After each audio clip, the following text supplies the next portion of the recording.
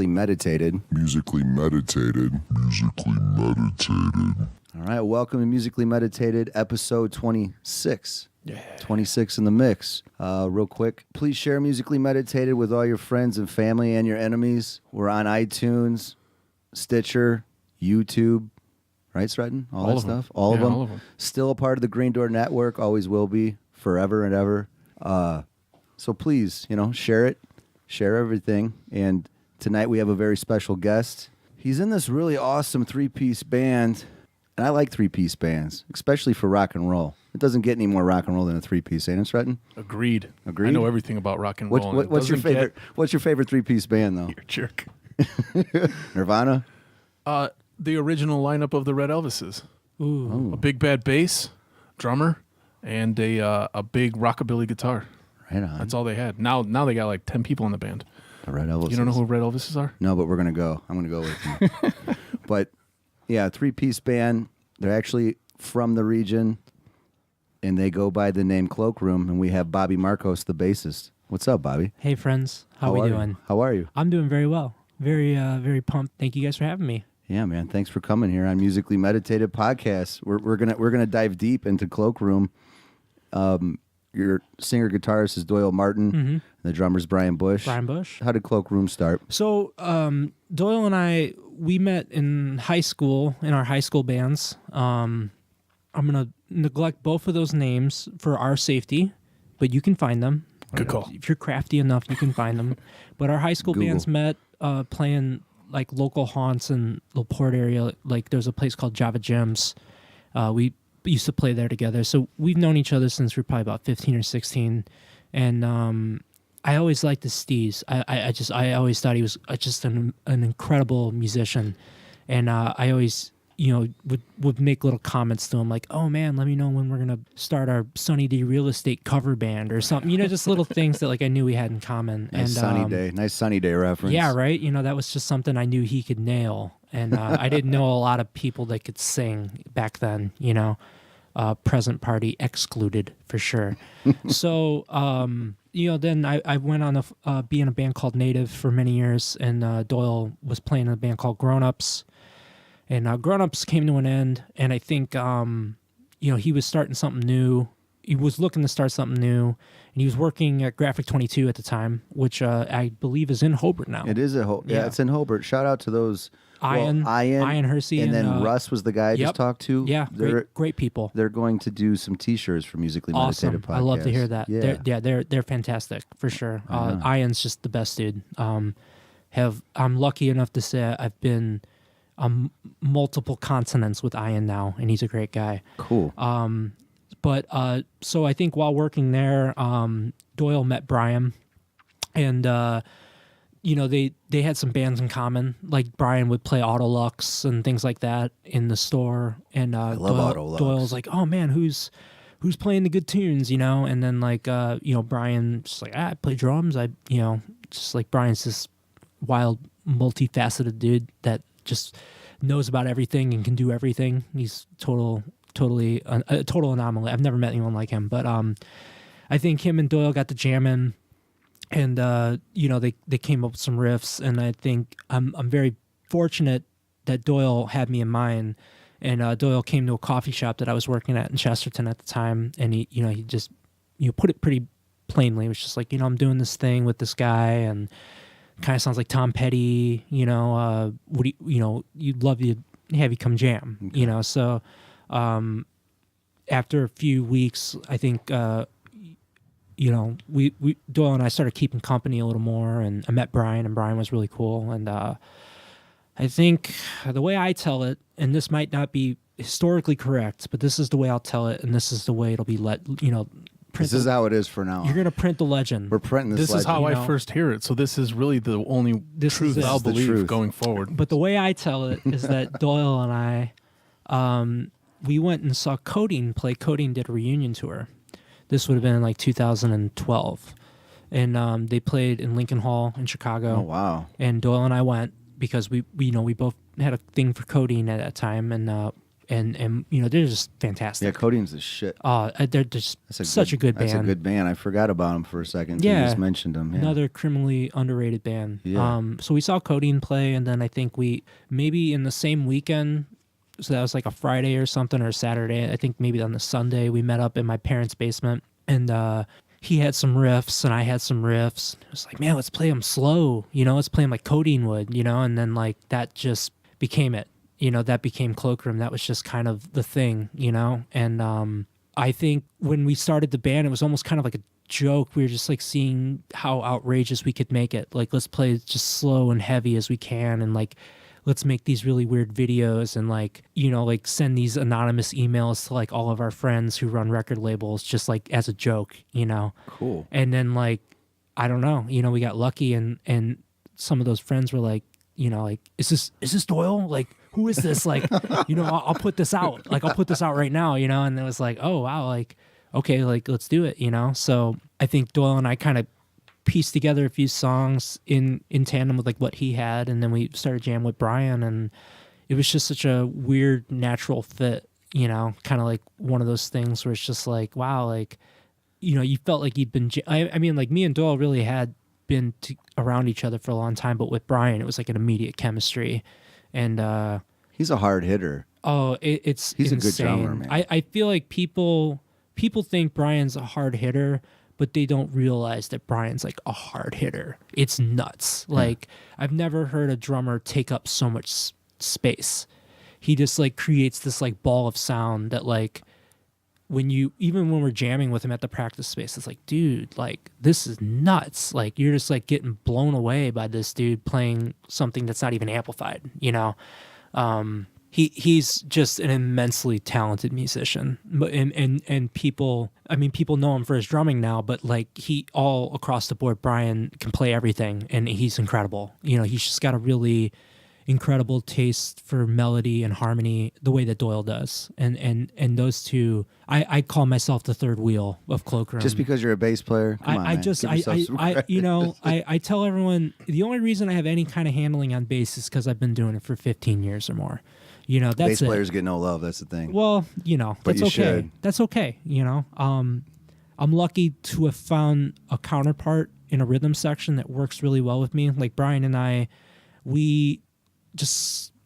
can lock up with that guy like I could no one else ever. You know, like we do things without even agreeing on it. We just, when we're jamming apart, it's like, hey, we're gonna put a pause in here, and we just know to do it, and we do it. You know. Yeah, it seems very natural. The rhythm section. It is. For Cloakroom it's the driving force. It's the backbone, like all bass and drum, right? Yeah. But yeah. I mean, you guys have something going on there. Novoselic and Grohl and Mendel and Goldsmith and you know, all the great rhythm sections of rock music from a more modern era.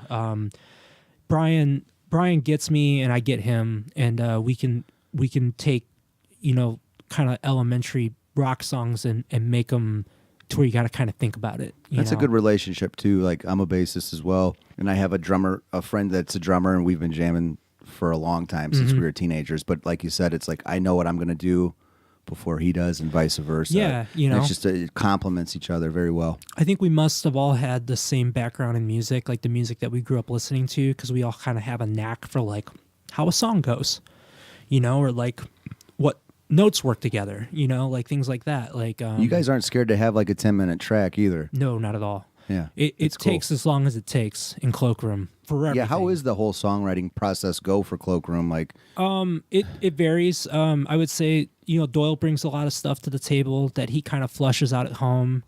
He makes these great recordings that I hope one day see the light of day. He'll sit in his sunroom at his house, and he'll play everything and just kind of hash out a song the way he thinks it goes, and then he brings it to us, and then we just jam it, and then it just naturally kind of takes form the more we jam it, you know. Sometimes I'll write a riff, sometimes Brian writes a riff, sometimes we get together and tune, and the first dude to play a riff, we jam on that. You know, so many songs, especially like out and further out and things, when we were like in the studio, just came impromptu right on the spot, you know. And that's like I said, I feel really privileged to be in a band with those dudes, because sometimes the songwriting process comes so easily. It's kind of like, is this crap? Like it just came, You're you know what I questioning mean? yourself, Like, "Does this yeah, shit suck?" it Like, just came together too easily. Like, I feel like we should have thought about it more. And then I listened. I'm like, I don't know what I would have done differently. I guess maybe, we just know each other well enough. It's like a weird unspoken thing, but it's just like this. Knew each beautiful- other in past lives or something. It must be, there's a beautiful chemistry there that we just all really enjoy each other, both musically and personally. And it kind of works, So with your first EP, that was with Run for Cover Records, my bad. Yeah. Did that happen like how you mentioned earlier, you were just sending random shit out? Yeah, Like, so, that's how like- that happened? So we got together to like initially we were going to call it a demo, and our friend Zach, my best friend of just over almost 25 years now. I've known him since we were 4 years old. Zach Montez, incredible engineer and producer. He, I told him I'm like doing this new thing with Doyle, and he knew Doyle. He's like, I'm like, I'd love to have you out to the region. Like, we had our practice space in Chesterton. We've always had it since day one. And Zach came out and he set up mics, and we were just going to do a demo, And I think somewhere along the process of doing the demo, a friend of ours, Dave Summers, is a great photographer. He came out and he was going to take some pictures of us, and he took a couple videos of us playing like some of the early tracks like Sedimentary and I think E. He took videos of us playing those, and one night Doyle and I, we met up at my parents' house, and we were kind of messing around in my room like with these videos. We made this like real obscure video, like just Your guys' videos are the shit. totally nonsense. I like your videos. Yeah, Thank me you. too. Thank I you. really do. You Well, like them, Stretton? Yeah, yeah. I appreciate that. No, they're good. I think it complements your sound and your flavor and everything. Thank you. perfectly. That's awesome. Perfectly. I'm glad I was, to hear that. Joe sent me a playlist, and then I found my own YouTube playlist, which has, I think, everything. Yeah. And I was like, who does these after like the fourth or fifth one? Because honestly, the majority of my time is spent, I spent a lot of time in my car. Uh-huh. And so I listen to everything. I listen to movies. I listen to all this stuff. Oh, So I yeah. was listening, but I had it propped up in my car. Sure. So that I could kind of peek at it. And after a while, I remember I actually pulled, I drive on 294. So I pulled in. This is dangerous. I pulled into the Oasis. dangerous. It's well, I pulled incriminating into the evidence. Oasis just so I could be He like, got off the highway. What the man. strip I got club or the off the bar? highway. He got just right the off Oasis the highway. where you could get all the honey buns you want. There you go. Right Not on. stripper honey buns, regular No, regular high honey Stripper fructose Dave corn honey syrup buns? style Oh, yeah. honey buns. And it hooked me to where I stopped to get more of the visuals because I felt like I was missing something because I was just listening, and it was cool. And I actually stopped. I was like, I got to stop and look at this for a while because it looked like, I am under the impression, and I'm sorry to other people that do music videos, but the majority of music videos, unless you have some like MTV budget, Sure. there's like a cheese to them. There's they're just losing like that They're just artistic not. value. And that They're not. And you guys proved me wrong because I even said this like 2 weeks ago, and I was like, unless you have like $5-10 million and you cut every like pretty much half a second, then your music video is going to be garbage. You guys have cool music videos. Thank do. you. So Bobby, I what's think- what's the one though, real quick? What's the one when you guys are in your jam spot and the dog's around? What's That's the video for Bending. Okay. A dear friend of ours. that's off the EP too. It is off Right. the first EP. Right. Yeah, a friend of I ours. love that video. A friend of ours came out. Our friend Alex Henry, who plays in the band Basement, you might be familiar with. I love Basement. Basement. Okay, so yeah, From Alex, England? Yep. He Yeah. came from England to do So that. no, he actually had taken residence in Boston and was working for Run for Cover as their main video guy. I love Basement. Remember they broke. Yeah. They said they broke Oh yeah, up. this was right around that time because he was when he came out to the video shoot, which was hilarious because you got to think it's like this dude that's from Ipswich, England, which is like a suburb of London, Mm-hmm. and he's living in Boston, which is like a bustling town. I didn't know this. And then they're gonna put him on a plane and send him to Chicago, and then these 3 dudes pick him up and bring him to Northwest Listen, yeah, Indiana. here's Gary. What up? Yeah, so Alex, if you're listening, Alex was just totally shell shocked. You could tell, because I think Doyle even showed up with a taxidermied Well, that's a good way to. a taxidermy a kudu. It was a kudu, a taxidermy kudu in the window of his car, and shows up to pick up Alex, and it's like, okay, we're going to the region, man. Like, hope you're ready. Are you ready? and we've done Here's we've Lake done Station. three music video shoots with Alex now, and you could tell every time he's just like, what are you guys gonna get me into now? Like every time it's been like, oh, we're gonna go shoot in a cave. Like we found a cave. You ready? That dude? that's amazing. So yeah. so we brought him out, and we'd storyboarded some ideas, and we wanted it. It just made sense to do it at Doyle's house, and it was awesome. I saw Basement at the Sub T. Yeah. Oh yeah. I don't know what year was that, like 14 maybe, 2014. If that was the show I'm thinking of, we opened that show. Then I was there. It was us, Super Heaven, Pity Sex, and them. Okay, yeah. Yeah, so that was the end. Like we did the West Coast with them. So okay. That was like their there. reunion shows. Yeah, it was. It was the reunion because I found out about them after they apparently broke up. Yeah. And then they came back because what was that single, like something Sky? Yeah.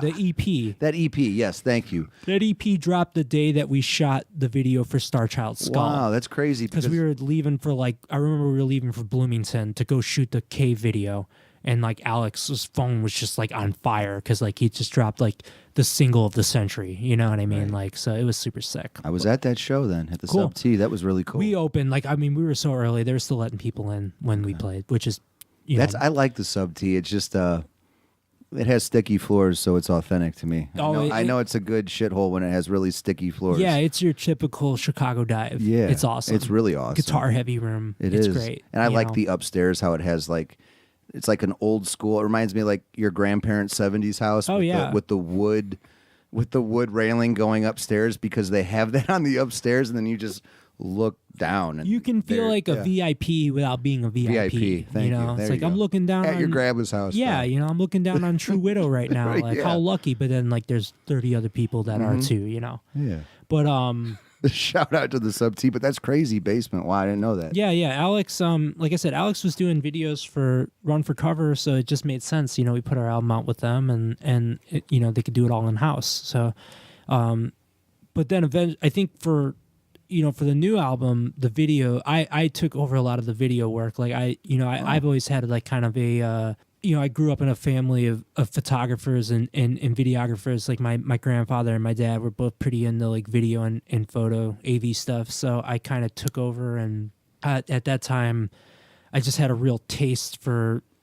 We're going to talk a lot about Boards of Canada. We Right. already established We're going to get that into we're going to talk We're gonna about get that. into that. Yeah. So much of the aesthetic comes from I see that now from the album covers. Yeah. And we'll get into that, but yeah, I could. I could see that poison my flavor. bandmates. I poison all my bandmates with that band. Shout out to his bandmates. He said, Joe, guess what? We're not going to talk about anything but Boards of Canada. Yeah. I'm like, all right, Bobby. Right I poison everyone in so my they're life. probably not going to listen to the I rest of the poison my podcast. girlfriend Lindsay. I poison my parents. I poison everyone with Boards of Canada. I shove it down your throat until you're like, yeah, this is the greatest band of all time. I was So, about to ask, how do they feel about this poisoning? I Yeah. mean, you just kind of deal with it eventually. They're good with it. Yeah, they all love it. Hey, Lindsay, my girlfriend Lindsay. Hey, I'm gonna hang up 3 or 4 Boards of Canada posters in our apartment. Here's the question, Bobby. Do you have a Boards of Canada neck tat? Not yet. Not yet. Yeah, I You could get. though. I should You get a do it at- hexagram. You should do it. No, I'll get a little Old hexagram English. on my neck. That'd be pretty region, That'd like be Old pretty- English, or like a chest piece, like boards. All the. I think if I got a tattoo, it'd probably be somehow Boards of Canada affiliated. But anyway, the videos, the video very much stems from the obscure. I think we feel that the region. We've all lived here all our lives, and we recognize it as being this kind of anomaly, this obscure zone where it's you can't really put your thumb on what it is. You can't call it. Your guys' music captures the region. It captures because we all live here. Yeah. We've all worked in crappy jobs, and we're all products of the mill, and we all, when you live here your whole life, it's one of those few areas where you can tell someone's from there. I've met people all over the country that are like, oh, I'm from Valparaiso. It's I knew that before you even told me, because you can just sense it on somebody. You can almost smell it on them. And I don't know what it is. smell the region rat on. Because of your Old English neck tattoo. Yeah, it's that, or it's the sulfur from the mills. I don't know. You never get rid of that. So Yeah, but you guys do capture that. Like Cloakroom, a lot of the songs that I like, you have a good dynamic of highs and lows. yeah, which this area is known It has a for. lot of highs and lows, and For then sure. I feel like you capture a really good element too of different seasons, like changings in the Oh, seasons, yeah. but more so I don't know, fall going into winter. Yep. Or Yeah. winter going into spring. I don't hear really much. I don't hear a lot of summertime party jams. Yeah, right. I think this area is just so it's bleak, but in like the most beautiful way. Like you don't mind it being bleak. Like I would be bummed if this just became like the summer. Like It's like cold. It's like the cold waves crashing on Lake Michigan. I don't want this to and then- become spring break, summer break. Right. Like it's wild out. It's like no. This and then isn't you, that. And then you can kind of see Chicago in the far, but then you see all the steel mills. Like that is Cloakroom. Like, but it's chill. It's like the sunset, but it's chill. The only place in the world that you can go to a beach and there's like a steel treatment plant in the background, and it's beautiful. It's incredible. Like if anybody else came here, they'd be like, "What is that?" exactly. But that's the beauty of it. I'm from Cali. What is that? What is that? What is It's what we deal with. It's a nuclear silo. That's Yeah. what it is. Yeah. that's Michigan City. It's and then, okay. And then there's Burns Harbor, and then you just keep going closer to Chicago. And then Is you there have, pollution? Oh, there's pollution. There's pollution, but yeah.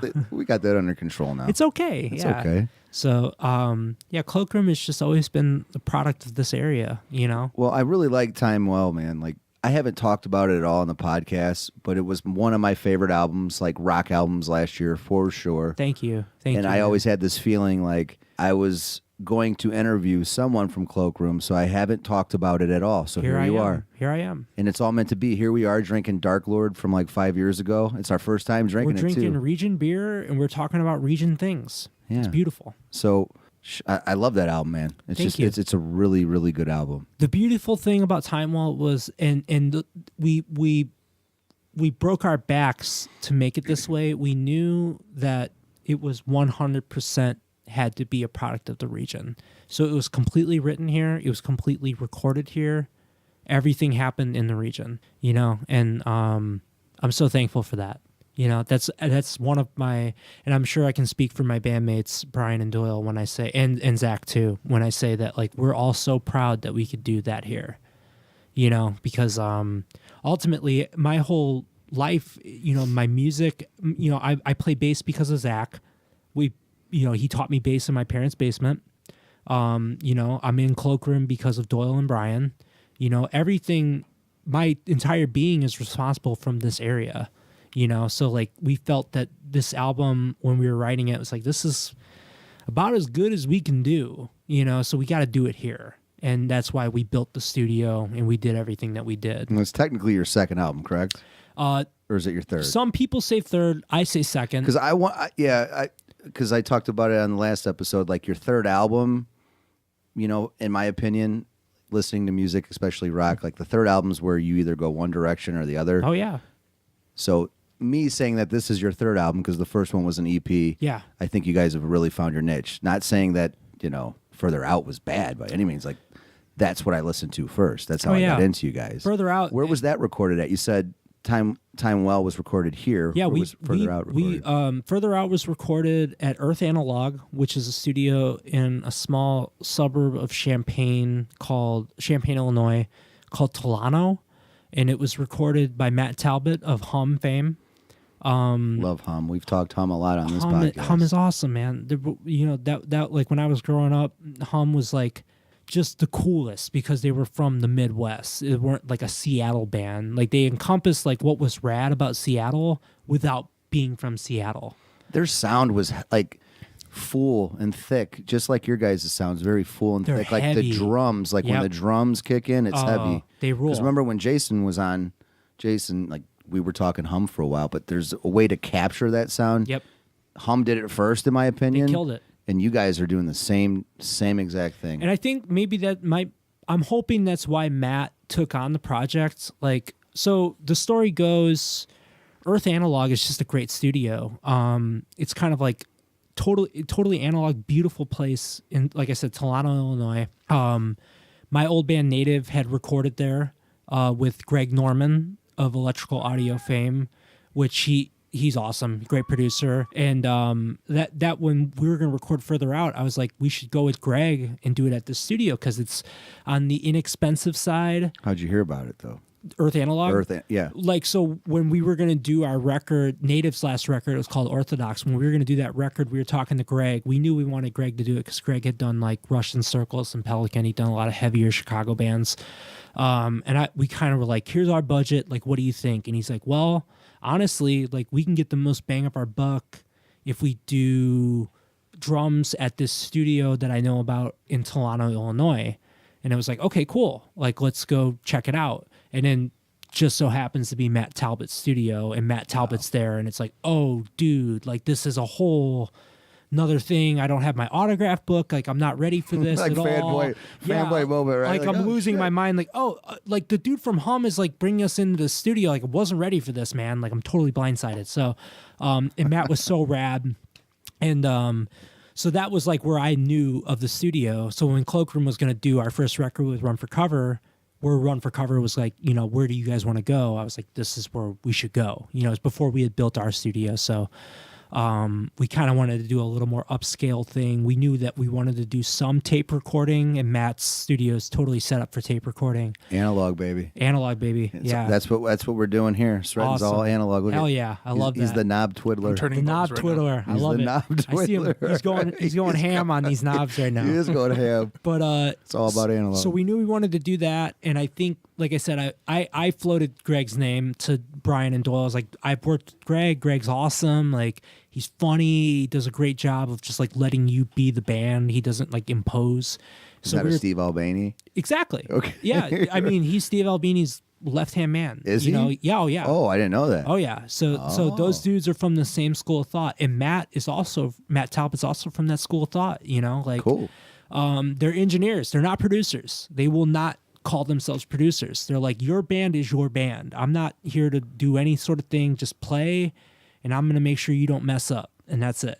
Like, and I'm going to capture the sound. Exactly. And the second you start being like, well, what do you think about this? It's like, whatever. I don't know. What do you think, man? What do you think? It's your Your band. Yeah, exactly. I like so that. I love that, I like it a lot. So we were kind of emailing back and forth with Matt, and Matt, was just kind of like, like, I would love to do your record. If you want to do it with Greg, by all means, the studio is yours, but I would love to do your record. And then Brian relayed that to us, and I was like, dude, like, we should do that. That would be sick. And he was actually recording Sweet Cobra's new album at the time. So we knew, like, his stuff was great, So I like Sweet Cobra a lot. Sweet Cobra's incredible. You said it. I know they're Chicago now, but Jason Gagovsky, the drummer, is a region rat, lifelong region rat, always a region rat. Yeah, he lives in Chicago, and I will forgive him for that. But he will always be a region rat to me.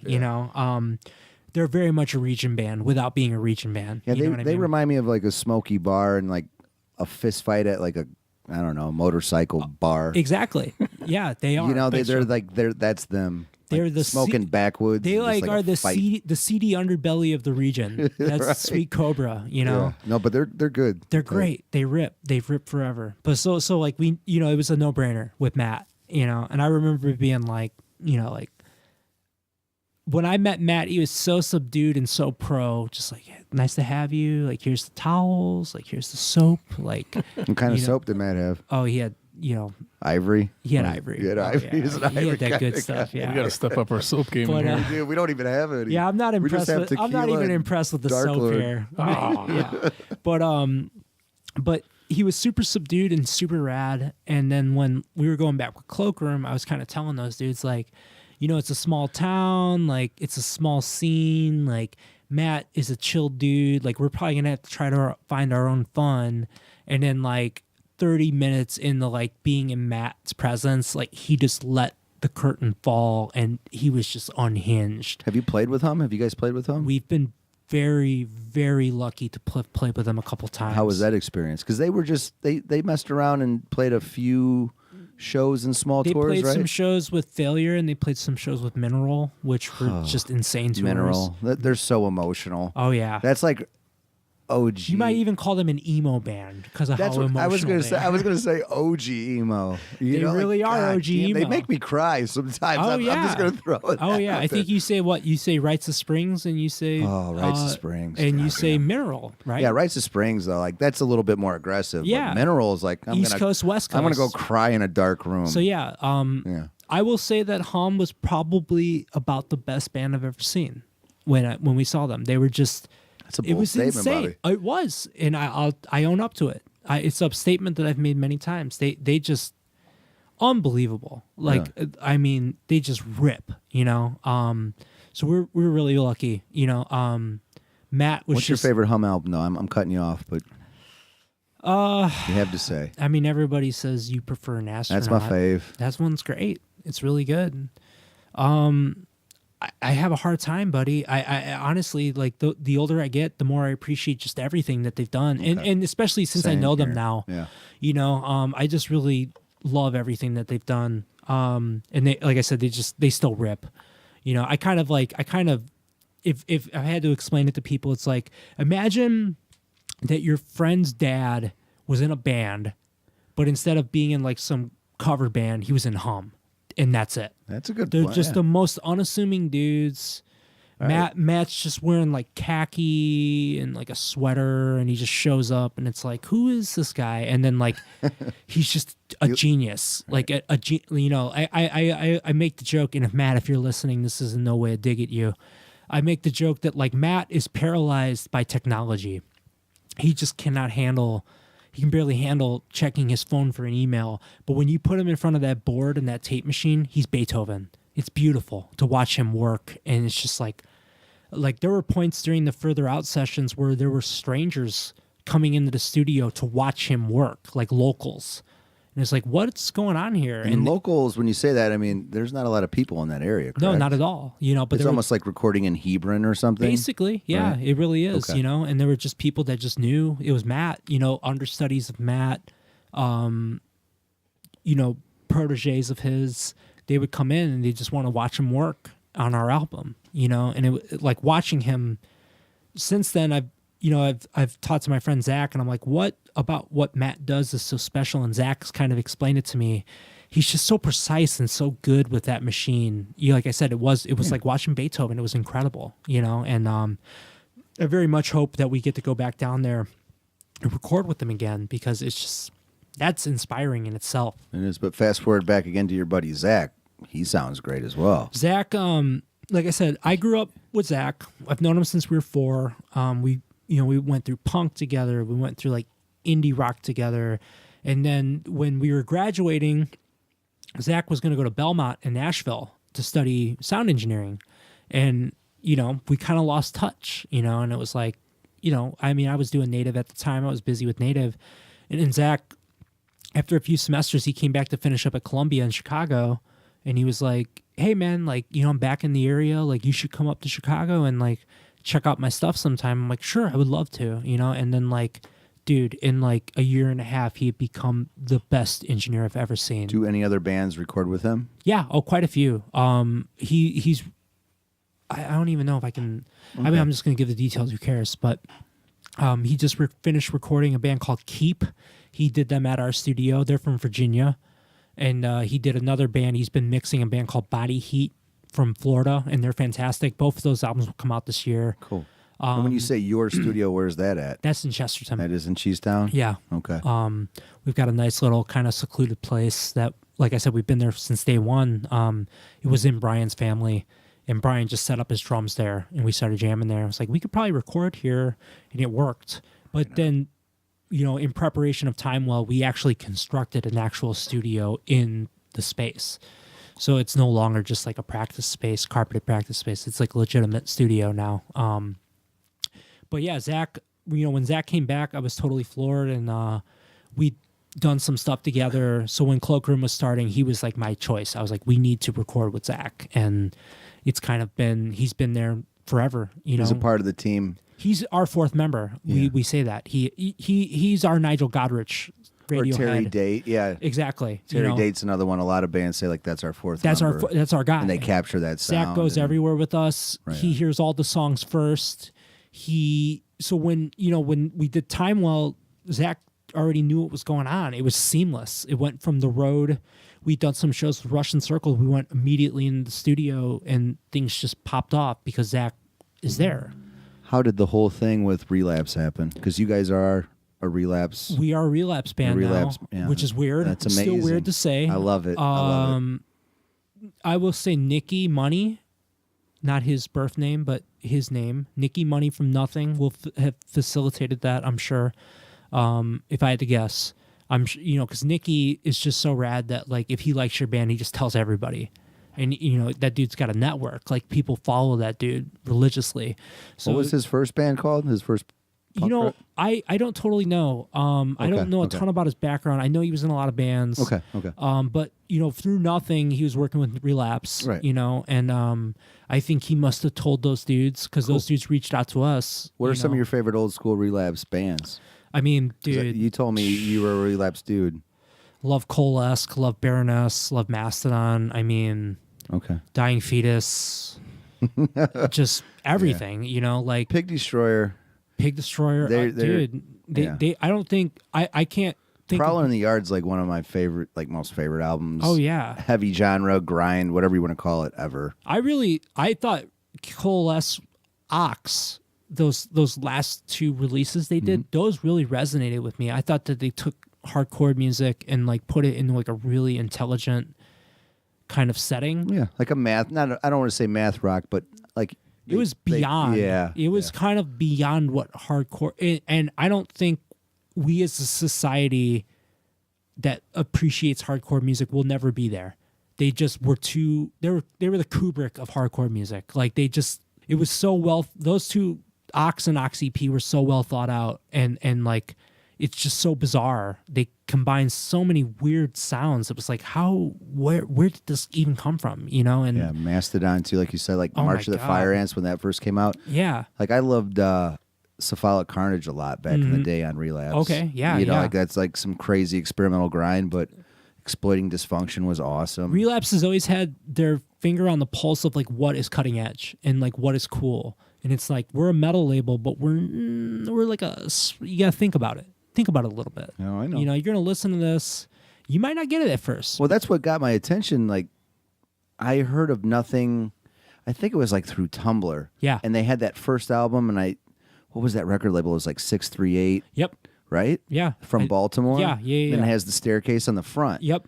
So Downward, I forget what that album's called, but that was Downward like is Heaven? Yeah. Downward is Heavenward? Yeah, that was right before we met them. Okay. So I knew about them the same through Tumblr. And then when Guilty as Everything came out, they were everywhere. Yeah. We were at South by Southwest. They were like the band at South by Southwest. Everyone was talking about them. Like, who is this band? Yeah. So, I was fortunate that we got paired up, and we kind of just hit it off because we both have that, like, they're so not from the Midwest, but they're so from the Midwest. Like, it's weird, dude. Well, they're Philly, like they're from Philly, but they're not. Yeah, but they're not, dude. They're from here. They're from Northwest Indiana, man. It's weird, dude. Like, I've never felt such a weird, like, dude, we grew up skating in my parents' basement. I know it. Like, I know you. You know what I mean? Like, it was a weird, You thing. had that vibe. Like, I heard of that album we were talking about with the staircase. Yeah. And I checked it out and I really liked it. And then I was like, whoa, they're on Relapse. Yep. So I was just it was just a weird situation. I was keeping up with it. Guilty of Everything came out. Yep. So my friend Mike Paris, rest in peace, he's not here anymore. He was coming in town from Phoenix. Okay. And he would be like, hey, who are we going to go see? Like, hey, we're going to go see Nothing. Okay. So we took the South Shore. We went up there. He had his coat because he was extremely cold because he's coming back from Phoenix, Sure. right? So we go to the Beat Kitchen. It was a show at the Beat Kitchen right when Guilty of Everything came out. Okay. I'm placing it. I remember that. Yeah. And I have the vinyl still. It's like a marble black and white. Yep. And it has the like the skip. What is that called? You put the record on top of it, the anti-skip thing. Oh yeah, like yeah. And it has their symbol on it. Like Sure. that was on the front, but that was the vinyl, and it folds crazy. There's probably only like 100 made, so I bought it. And my friend Paris was just bitching the whole time, like, what am I going to do with my coat? What am I going to do with my coat? I'm like, I don't know. So he asked them to hold on to his coat. I was like, dude, we're at the Beat Kitchen. This isn't like the Metro where they have like a coat hang place, right? Right. So my other friend Doug that came with us, he is not really into this kind of music at all, but Okay. he's a good sport. Sure. He's like, I don't have any black to wear. I'm like, well, just wear a hoodie. So he comes out in this hoodie, and it's like yellow, like safety cone yellow. And I'm like, all right, dude, like, fair enough. Like, you're going to stick out. He's a broad dude, Right. Shout out to Doug. So we go to the show. Nothing holds on to Paris's coat or whatever. So we're standing waiting for them to come out. And my friend Paris would always just say some random shit, and nothing's on stage. And he said something, and Dom, the singer, right? Yep. He heard what he had to say, and he just gave us this really shitty look. Like, Okay. I don't remember what my friend said, but it pissed him off. I'm like, Sure. that's a look of fuck you, Which- basically. Dom is a scary dude. I love Dom. Nicky Money. Yeah, we'll call him Nicky Money. We'll call him Nicky We'll call him Money. Nicky Money. Nicky Money's a very dear friend of mine. Right on. But he's a scary dude. Yeah, so he gave us that look. I'm like, I know what that look means. Like, all right, let's see what happens. Yeah, right? Okay. So they start playing. He remembered whatever my friend Paris said. Rest in peace, Mike. I love you. We miss you. So they're playing, and Nicky Money, and this is captured, all right? So I'll get to that. He jumps at us aggressively, understandably so, for whatever my friend said, at us. Like, his back first with the guitar at us. Like, okay, nothing bad happened. But that picture was caught by someone with them on a Polaroid, and they posted it on their Instagram, and my friend Doug is in it with that stupid yellow hoodie. Nice. Okay. And they let us have our pint of beer, and he's holding it, and he's just like, and it's Nicky Money jumping into him. You can't really see him, Right. But you see Doug, and that was their Chicago Post for whatever. Oh, that's so sick. It was like, what month was that? It was like March 2014. Okay. You know, so maybe they were on their way to South by, which is when we met them. Is it when you met them? But it was just like a really cool story. And then after the fact, they hung out with us. Like, they were super cool. They're the best dudes. Like, we took shots of Jameson together. Sounds right. They held Mike's coat the whole time. Sounds right. And then, like, my friend Bear's like, hey, where are those girls going? And then they left with the girls. Sure. He's like, what the? I'm like, they came for the band, dude. That's all accurate. That's all accurate. all accurate. Yeah, yeah. So it was a good time. That's awesome. But he came at us. I remember it was like, all right, but everything was fine. And it's captured in a time stamp. You know, That's so incredible. I'll definitely. we'll post that. I'll look for that picture. I'll point Nicky in the direction of this podcast. I'm sure he'll Please remember. do. He's got a memory like an elephant. I'll slide into his DMs with that picture. There you go. Yeah. I'll just slide into, because it's on their Instagram. Like, it was their Instagram Sure. post. With So that ridiculous with hoodie. that stupid hoodie. And Duck, it's the funniest picture. He's like holding the pint of beer like it's like an infant child. You Right, know? right. And then Yeah. his face is like, Yeah, protect that beer. he's just protecting the beer while this grown man comes at us aggressively off stage. That's amazing. But yeah, shout out to Nothing. I love Best Guilty dudes. of Everything. They're great. Tired They're of really Tomorrow. great. Are they recording a new album right now? It's done. It is? Yeah, we were lucky enough to last time we were in New York, which had been last October, we kind of popped in on one of their sessions with the great John Agnello. And I'm sure everything they do, they have a knack for taking the world by storm. And that's Nicky. You know, Nicky's just got that personality, you know. So I think it's going to be great. It'll come out this year. I'm sure, you know, Okay. I'm sure the days are limited. We'll know eventually. Cool. But yeah, I'm sure it'll be awesome. It sounded really cool from what we heard, you know, so. Awesome. But yeah, like I said, you know, I think we definitely have Nicky to thank, because Nicky's just one of those dudes that, like, if he digs you, he's going to do everything he can for you. And he's kind of like a mouthpiece, you know. He just, he talks to everyone that's willing to listen. He's a tastemaker, you know. I call him a tastemaker. He really is. And I think he put the bug in the Relapse dude's ears. And then, you know, I think we came home from tour. I was in Milwaukee with my girlfriend Lindsay. We were at a Milwaukee Bucks game. And Go Bucks. Go Bucks. Yeah. Giannis, dude. He's tearing Giannis, it the Greek up. freak, dude. The Greek freak. He's a madman. I love the Bucks. They're good. They're really good They're this cool. year. I like going to those games too. It's Bucks. cheaper option than going to the United Center. It is, you know. man. So, but we were up there for that, and you know, I woke up to an email from Nicky like, "What's your email address and what's your phone number?" Like, the dude from Relapse wants to talk to you, dudes. And it was like, oh man, like what? Is it And, one like, guy or two guys? I know they're Philly It's guys. you know, there's a president. I Okay. think that I believe he lives in Portland now, and then the VP Rennie, kind of the day-to-day dude. He's in Philly, running that operation. So I think Brian hopped on the horn with them, and you know, they were just rad. They were just like, yeah, we want to sign your band. Like, we've been listening to Further Out, and it was like, whoa, like kind of one of those things where it's like, okay, further out, Cloakroom, right? Like that's the band you want to sign because like it could easily be mistaken, you know, maybe Cloak or something different, cooler maybe, but Cloakroom is the one band you want, right? The one from Indiana. Yeah, so you know, cool. and that's just that. I mean, Cloakroom since day one, honestly, it's just been like me asking, "Are you sure you want Cloakroom, right? That band, like you don't want another band, right? Because I just don't." I mean, you know, we've been so fortunate to do so many cool things that like I haven't been able to be like, you know, I haven't been able to process it. It's always me being like, are you sure? Like, are you sure you want us to play that show? How have the tours been? You guys tour. We're lucky, man. We're really lucky. How's Europe? I know you guys are going to Europe. Europe was awesome. In a month? It was really cool. How was your first trip to Europe? Well, believe it or not, we went for 4 days with Basement. They had us over when they did some shows. We played in Belgium and England with them, and that was amazing. About Ireland? You been to Ireland? We went with Russian Circles last February, March. We went to Dublin and to Belfast. How's Belfast? Beautiful, incredible. Just Europe is from west to east, incredible. As far as like Belfast, like the Republic of Ireland goes in Northern Ireland, do you have to have a different passport to get in there? No. Like, is there like anything like when we're going to Canada or Mexico kind of deal? As far as I can tell, the only thing that's different is the money. Okay. And that's a England thing. Yeah, it's because they're part of the UK. You got a Dublin pound, a Belfast pound, you know, or a Scottish pound, and it's like right there. And that money, I guess, doesn't translate very well across the borders, so it's kind of a pain, especially if you're in a band and you're like, okay, we're playing like one show in Ireland and one show in Scotland, and then we're gonna get that has to be a pain in the ass. Yeah, it's kind of weird, you know. So like you figure that out, but other than that, we just drove right in, had no problems at all. It was incredible. That was with Russian Circles. Yeah, and shout out to those guys. They've been doing it for a long time.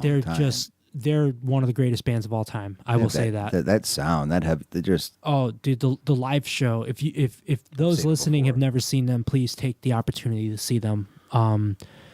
Just one of the best live bands, one of the best studio bands. Their records are great. Greatest people. That's another situation where Cloakroom got really lucky, and yeah, they're an awesome band. We're so. The 2.5-ish years spent on the road with Russian Circles that we did, I mean, 16-year-old me was like, whoa, dude, like, don't freak out. But Brian Cook's right there, you know, right. Don't freak out, dude. So like, you know, when Brian Cook comes up, hey, Bobby, how was your night? It's like, part of me is like, dude, what? And then the other part has to be like, oh, it was fine, Brian. You know what I mean? Like, part of me, like, dude, I gotta stay on task, you know. So, those dudes will never know because they don't see themselves that way. They're a very humble band, so they don't. You know, I grew up looking up to that band, so to be on the road with them all those years later, it was just, I mean, what is that? How about Pelican? Insane, same. You know, great live band, great, just the greatest people. Trevor from Pelican, we were lucky enough. He did the press on our last record on Time Well. He handled all the press for that, and he killed it. Yeah, he was just awesome. He, you know, it was one of those things where we met Pelican. We met Pelican. We played with them, and we met Trevor, and we really connected with Trevor. And Trevor was just kind of like, "I'm gonna do this," and it was like, "All right, let's do it," you know. And like he killed it. It was insane, you know. Pelican. So, I remember I saw them a few times. It was probably 2005. I don't know why I keep putting dates out there, but it was a long time ago. Mm-hmm. And I'll never forget this. When they came out, they were just burning a shitload of Nag Champa, and they like put down like a rug before they came out on stage, and it just like filled up the Metro. It was really cool. Sounds about right. Yeah. Yeah. They're incredible. What was that album called? I don't remember right now. 2005 would have been pretty early on for them. I think Australasia came out in 2002-ish, 2003. I have that on vinyl. Yeah.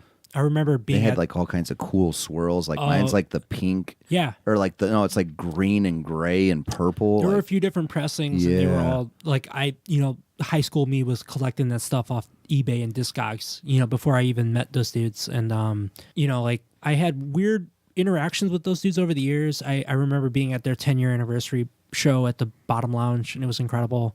And then like all these years later, you know, and I got to know Trevor very well. And, you know, we would text and chat, he was like, I think I remember you from interviewing me for like a magazine back in the day. I'm like, dude, yes, that definitely happened, so like it was very cool. It's just they've always just been like super down to earth and like very approachable, but at the same time like one of my favorite bands. It's not often that you're like, wow, I literally own every album that you've ever put out and we're going on tour together. You know what I mean? Like, yeah, that's got to be a really cool feeling. It's really rad. Like I said, like with Cloakroom, I've just been so lucky, man. I just things like if you came up to me and you're like, yo, dude, you're done playing music today, I'd be like, all right, that's fine. You experienced some really cool. I'm very lucky. I really am. I met a lot of my heroes and have become close personal friends with people that I really look up to and respect. And as far as I'm concerned, that's what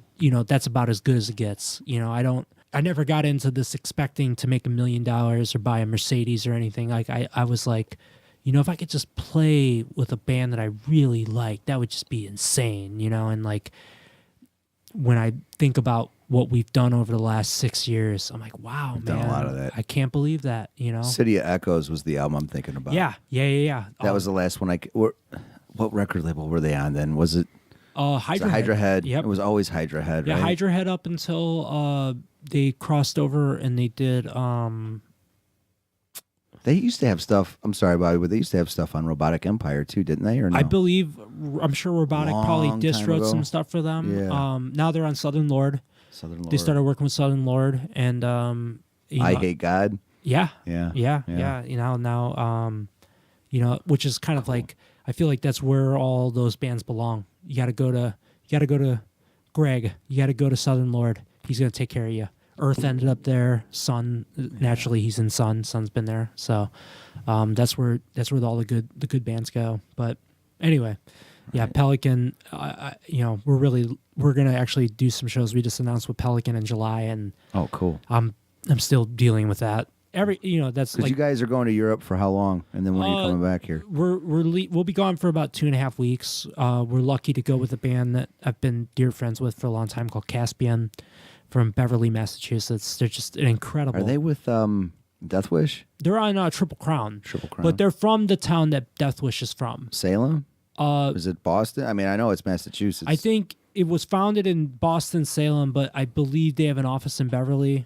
Anyone from Death Wish listening, feel free to correct us. Yeah. But I believe I was told a lot of it goes down in Beverly, which is this small. It's actually very reminiscent of the region. It's like a small, seaside town that punks go and have a cool place. Like Relapse and Death Wish were my favorite when I was like, in my early 20s. Oh yeah, Still love them. They just Have you played with any bands from Death Wish? Like any Death Wish artists? I mean, Touche Amore was a Death Wish band for a while. I love Touche. They just play with Culture Abuse and Turnstile. Turnstile. I Yep. missed that show because I procrastinated and I'm still pissed about it. Turnstile is selling out rooms, man. You get it by ticks. But yeah, Touche we were lucky enough to play with. How are they? How's Jeremy Bohm? Is that- Great dude. Great dude. Everything Really about nice. him, he's turned me on to like music Yep. just from his social media. He's another Like, you said- tastemaker. You said Basement. I was like, who's Basement? He was just like dropping shit a long time ago. Yeah, he's another That's how I heard of tastemaker. Basement. I call those guys tastemakers because they're rad because I look at Jeremy and I look at Nikki from Nothing and just a few guys out there that are like in these like reputable bands that are like, whoa, we just played in St. Augustine, Florida with this band and they blew my mind. Like, check them out. You know what I mean? Like, there's not a lot of dudes that are willing to like give up the spotlight. Mike from The Devil Wears Prada is another one. And he personally, I remember he took the time to shout out Native back in the day, so I'll always be thankful to him for that. But there's a lot of guys that are like, they're tastemakers. They find these bands they like and they tell all their audience about it. And Jeremy's one of those dudes. What's Jeremy's that other band that he has? I know Secret Voice is his record label? Yeah. Hesitation Wounds. Hesitation Wounds, yeah. And that shit's awesome. It Like that, is. I have that little 7-inch. The first one I remember it's red. Yep. I have that, and then they had their own album, and that was really good. Yeah. Jeremy is a great front man. He always has been. You could just tell he's passionate and he loves music. I love that. I met him when Native was starting, I think 2008, and that was right when Touche Amore was starting, and he's just a magnetic personality. You know, he's really rad. And like I said, I consider him a tastemaker. And the guitarist too, Nick Steinhardt, correct? Nick Steinhardt and Clayton Stevens. He makes the best artwork for albums. Oh, I love yeah, it. Nick's got a great eye for design. Yeah, He's done that some Sunbather very- album. Oh, wow. That album cover is one of the best album covers yeah, ever. yeah. I bought like a blanket years ago. It was the blanket of that album cover. It was Yeah. like, you know. Oh yeah, Nick does some great design work. Yeah, and, I love his album covers. Nick and Clayton do such an awesome job of like taking elements outside of hardcore punk music and bringing them to hardcore punk music. You know, because like I've gone record shopping with Clayton in L.A. and it's like, what are you getting, dude? It's like, oh, I like Blonde Redhead. It's like, really? You're like in a hardcore band, like, you know what I mean? So he's like, you know, that's like when that those band. hardcore dudes really love the Smiths, you know? Exactly. Like yeah. that album cover has like a Smiths element to it. Totally. Sunbather, right? Totally. Yeah. Totally. And I remember reading about it too. They're like, where'd the color come from? It's like when you sit out in the sun, it's called Sunbather. You close your eyelids and it looks like that pink orange. Yep. That's like, that's amazing. Oh yeah.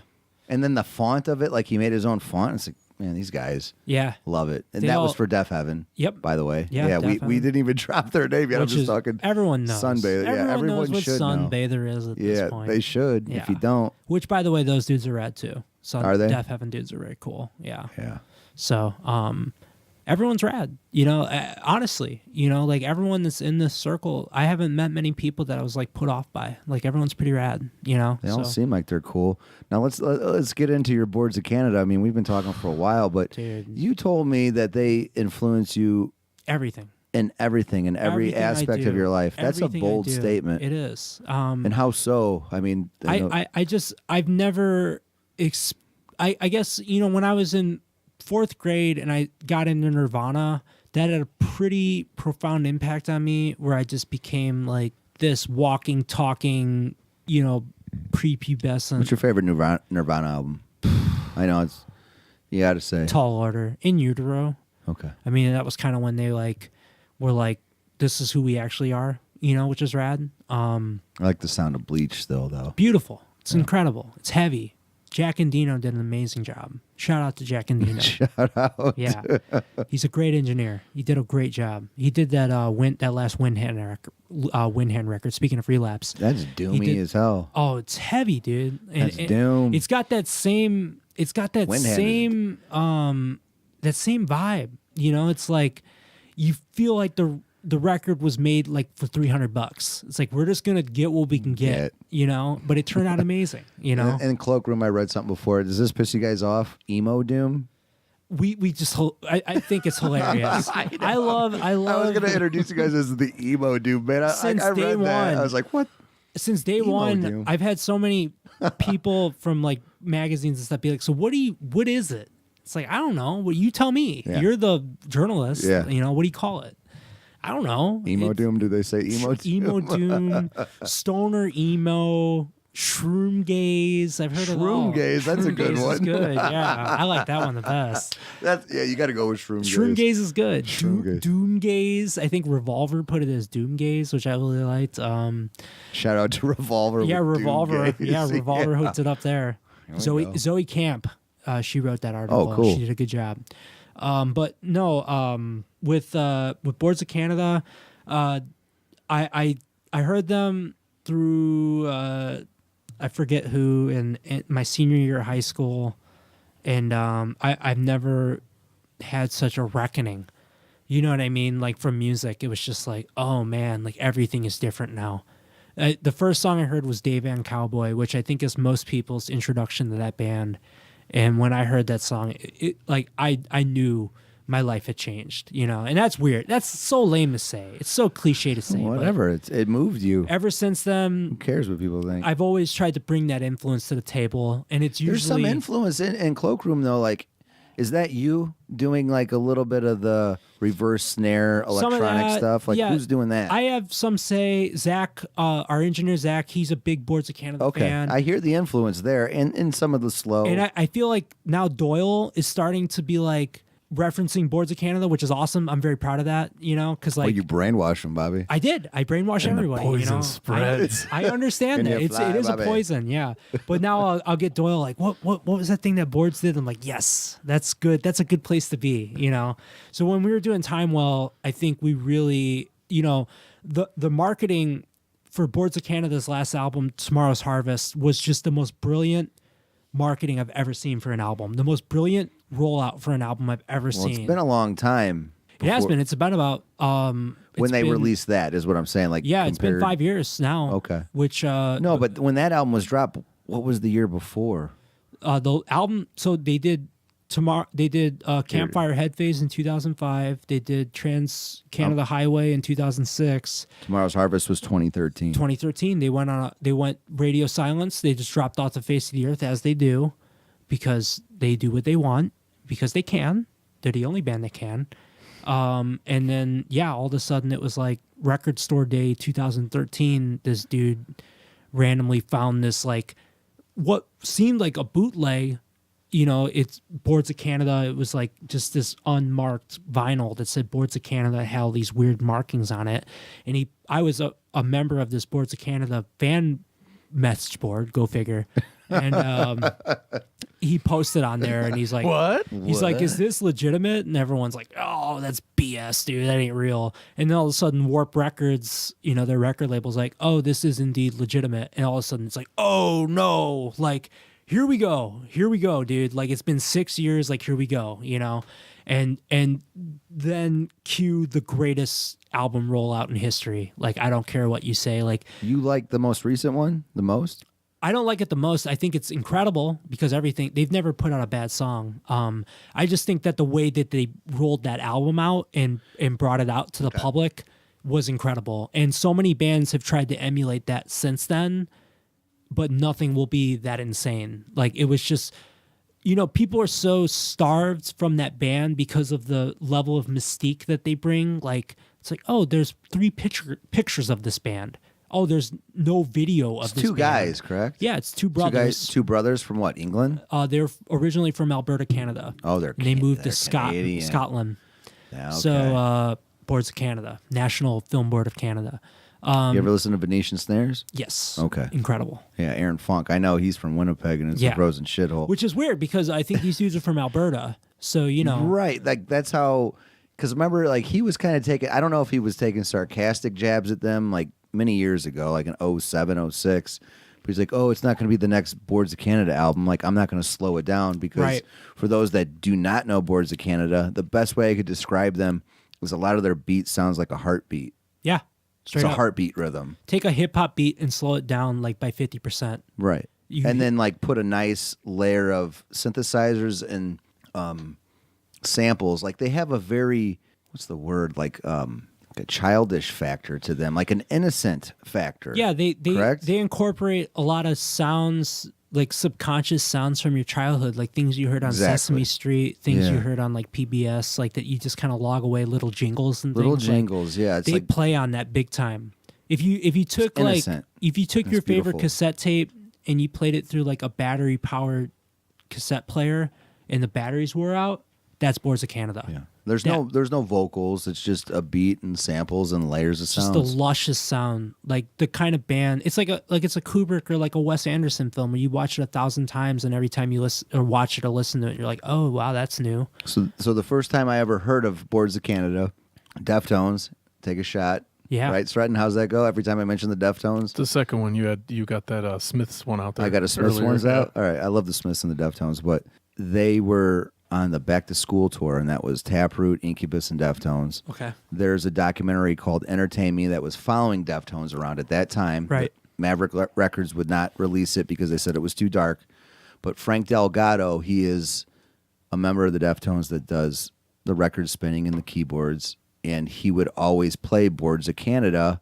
What song it is, I don't remember right now, but he would play Boards of Canada when they would come on stage. He's probably sampled them and mixed them in songs, we don't know. Sure. But I'm like, what is that sound? So back in the day, there wasn't the internet or anything like that. You'd have to read magazines like Hit Parader. So at some point, I was like, what is that sound? And they interviewed Frank, And he's like, oh, it's Boards of Canada, these dudes from Canada. Yep. Blah, blah, blah. Like, that's what I'm doing. That's how I'm spinning it. And I think a lot of that influenced Chino to do a lot of Team Sleep type of stuff. Yeah. Have you ever listened to Team Sleep? Oh, yeah. Yeah, Yeah. you know, so for people that don't know, that might be able to help you with the sound of Boards of Canada. Yeah, I think they kind of always took their own path. You know, they came out in a time where like jungle beat was a big phenomenon in electronic dance music in England in the late 80s, early 90s. Like everyone was just, you know, like Square Pusher, like just making the most complex beats. I love Square Aphex Pusher. Twin got caught up in it Aphex, too. And Boards of Canada just kind of took a hard left. And it's then ironic. They slowed it down. I love how they slowed Yeah. it down. It's an easy thing. It's an easy listener. It is. No one really wants to listen to some crazy Aphex, but I do, but it's not. It's not appropriate for every setting. No. Whereas like Boards of Canada is always, it can Appropriate. always be there, you know? And it's ironic that we're talking about it because this is the 20th anniversary of Music Has the Right to Children, which is like arguably the greatest electronic music ever made. Yeah, it's really good. It's amazing. From front really to back, good. it's incredible. An incredibly good. dense listen, but it's and it's amazing. Maynard's birthday. Shout out to Maynard from Tool. He's 47 today. Hell yeah, Maynard. Way to make it. Way to make it not to an make album in like 15 years. But they're doing it. It's not his fault. It's but not his fault. It's coming.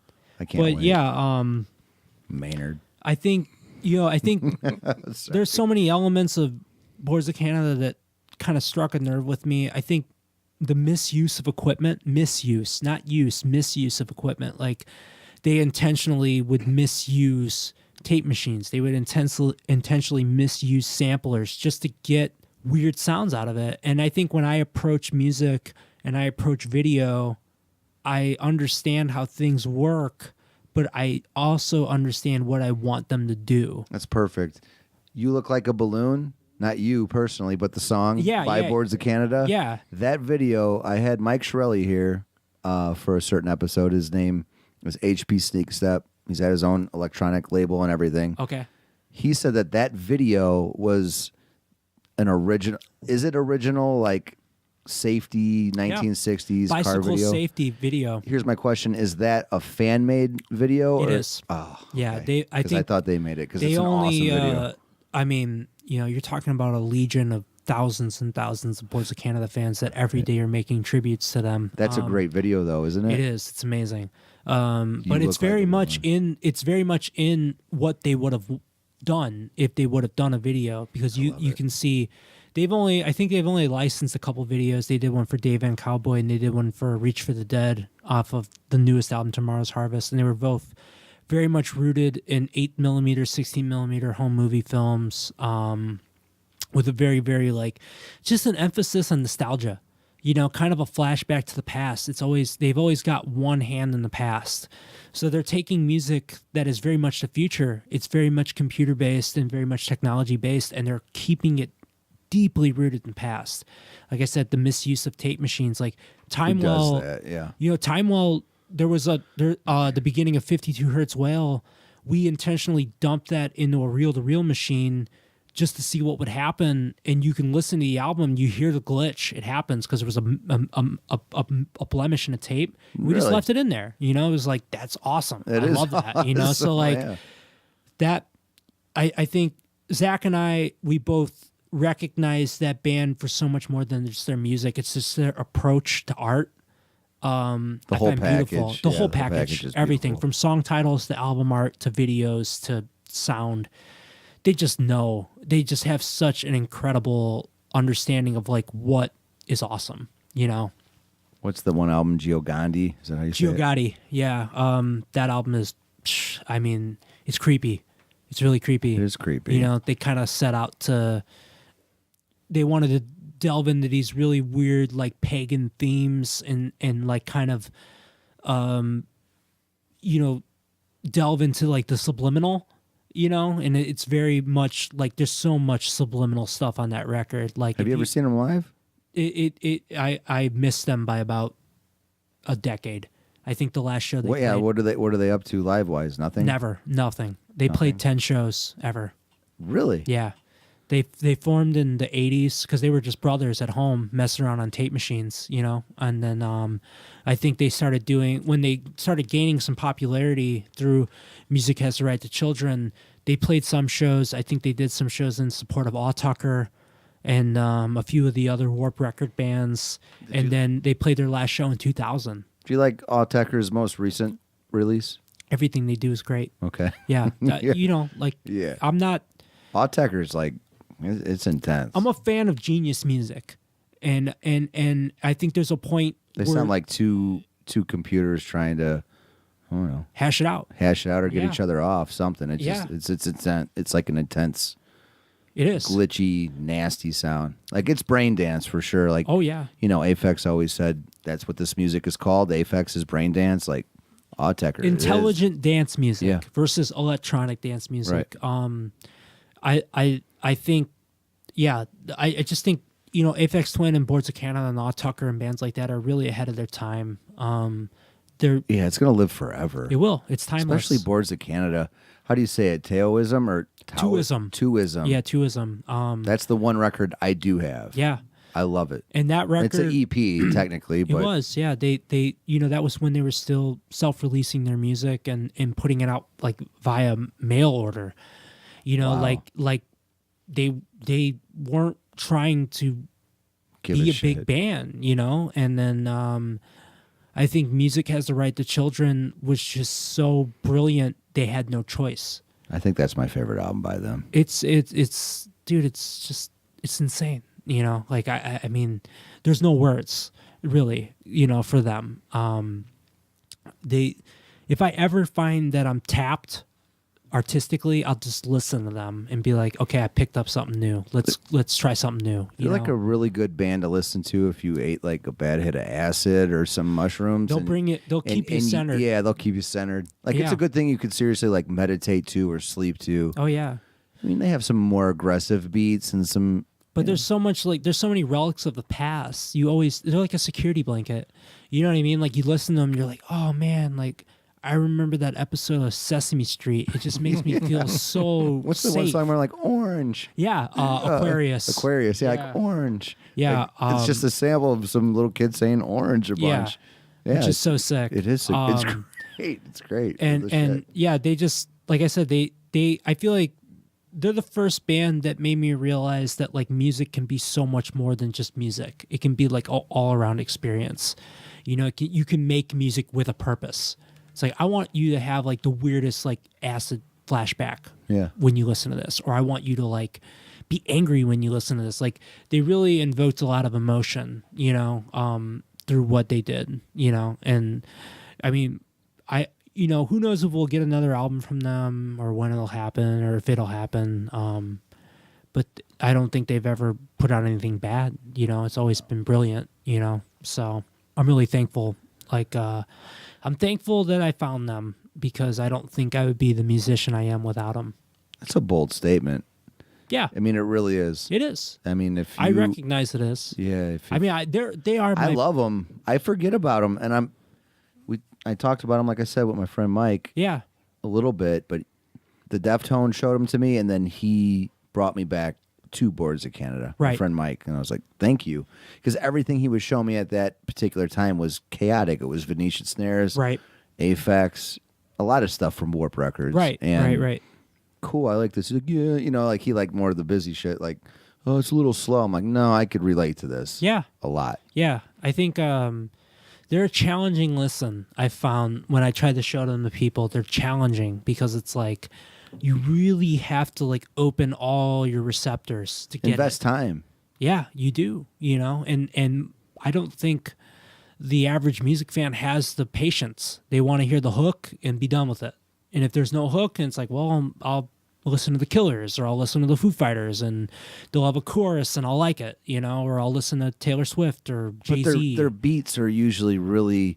I like the boom bap. You know, with that hip hop element that they do Yeah, have. they pull that a lot of- always caught me. Oh yeah. Like, you know, like there's a lot of rappers that could rap on some Boards of Canada Oh, tracks, for sure. right? Yeah, they have super hard hip hop beats and industrial like beats mixed with just, like I said, a total misusage of analog equipment. You know, it's like, oh, this keyboard's broken. Like, well, I'm We're gonna gonna use use it. it. Yeah, you know, like I'm not gonna take it in. Like, Have you ever listened to the old Analord stuff Yeah. from Aphex Twin? All right. oh yeah, yeah, Okay, yeah, cool. yeah. I mean, It's my favorite. you know, they were kind of, you know, you could tell they were playing off each other. They were definitely peers coming up through the EDM scene in Europe in that time.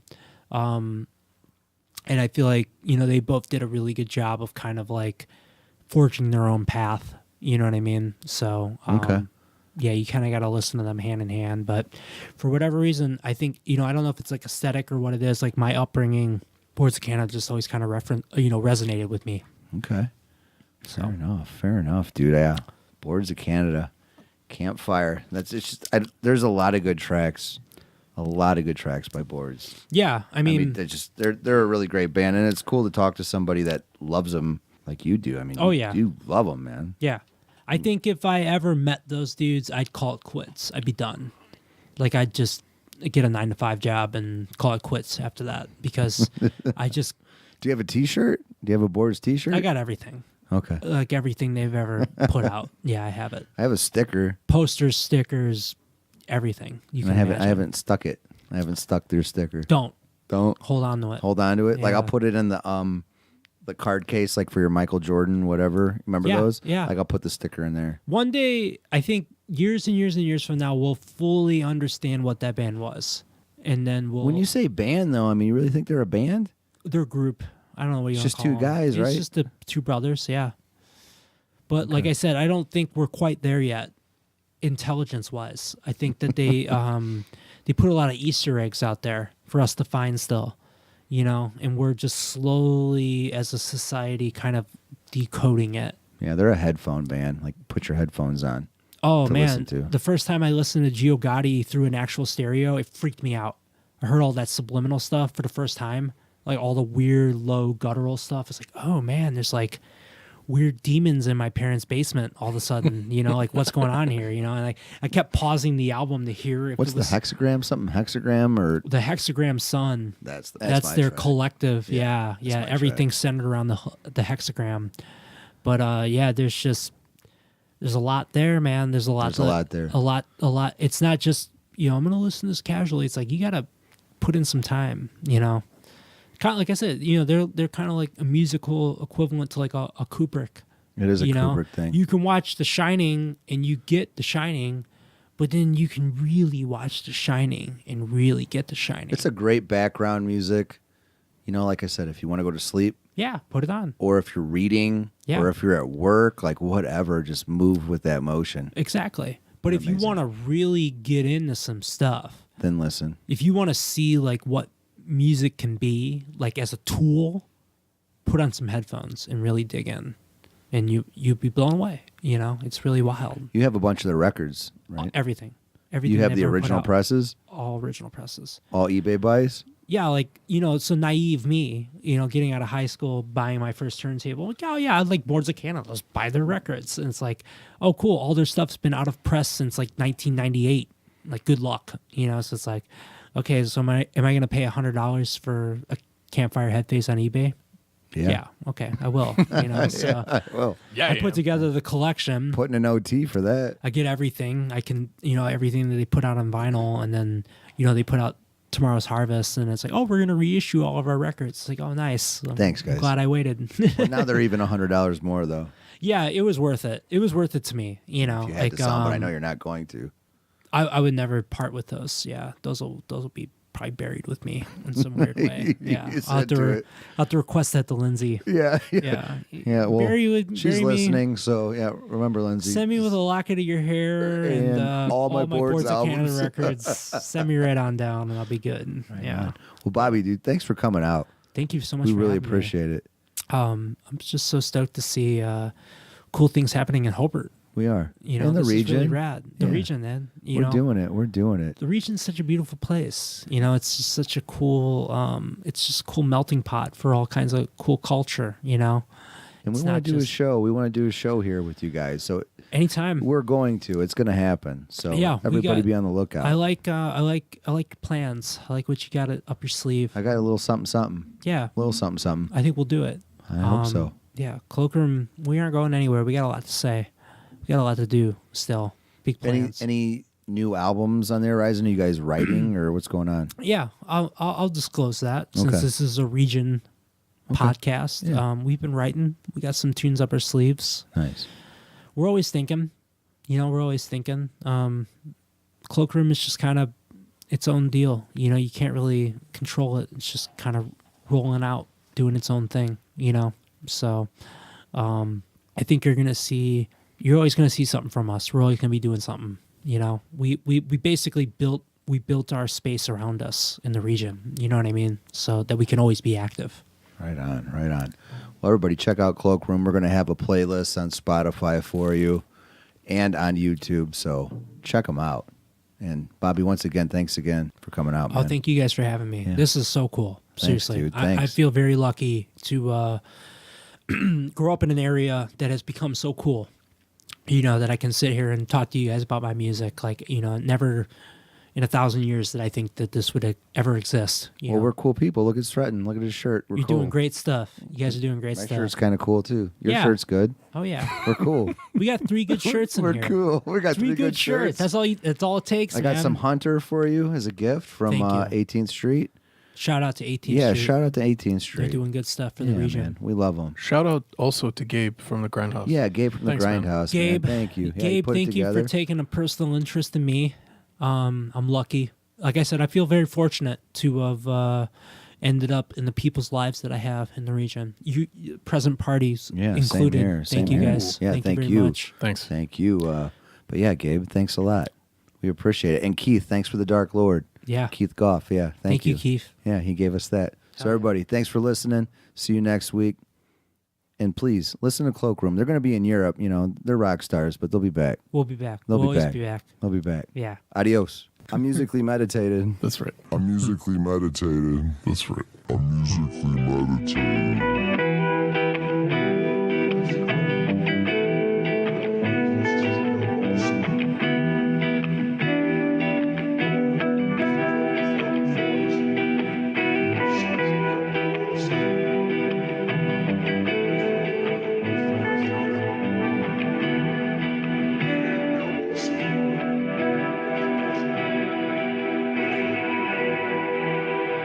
Producer my ass over there.